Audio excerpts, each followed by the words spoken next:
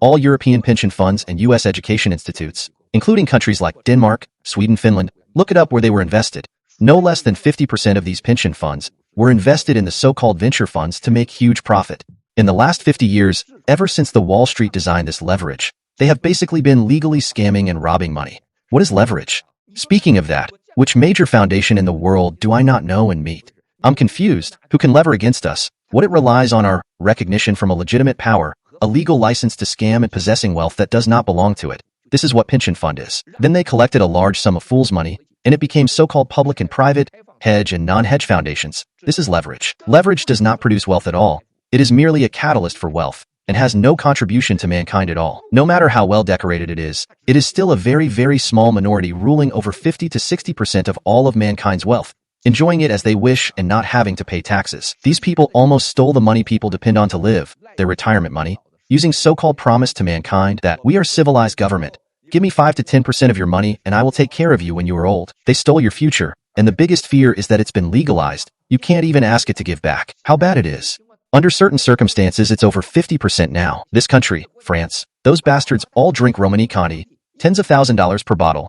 Their private jets cost $10,000 to $20,000 per hour. They all go to the same island for vacation. You haven't seen the most luxurious islands in the world. Look it up on the internet. From all Seychelles Islands to the classy hotels on Bali. All the Amadrides hotels in the world. Those villas, 80%, 90% of those are not for your poor people. Even if you have money, you can't go there. Some places you can't go just because you have money. Not only do they have both money and power, they are also members of a certain club. Not only are they club members, they also belong to certain religious organization. They are all big names. It will never be your turn. Try go there if you have money and see if you are allowed to stay there. On the same golden time of the year, August, you and the Clintons pay the same money. Do you think you will be allowed to go or they will? Same thing if it's between you and the chairman of Goldman & Sachs. Let's say we booked the same room. You have money, you and your husband want to stay at the best hotel room. At the same time Clinton called and wants to stay in the same room, and you think they will tell him, Clinton, to scram because a couple booked room? You think you will be allowed to stay? You would be lucky to not get tossed into the sea. What does this mean? There are castes in this world, and there are rules higher than governments. Now there is a problem. What poor people rely on to survive is family. The greater family, us ordinary people gather in, is called country, which is based on mutual dependency and help of each other.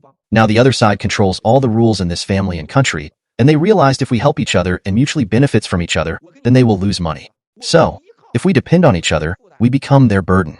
And the paradise they promised will soon reveal itself, and it is a pile of garbage. The hospital that was used to fool you, the neurologists there, who's supposed to cure mental disease, have gone crazy themselves, and government can no longer afford people the retirement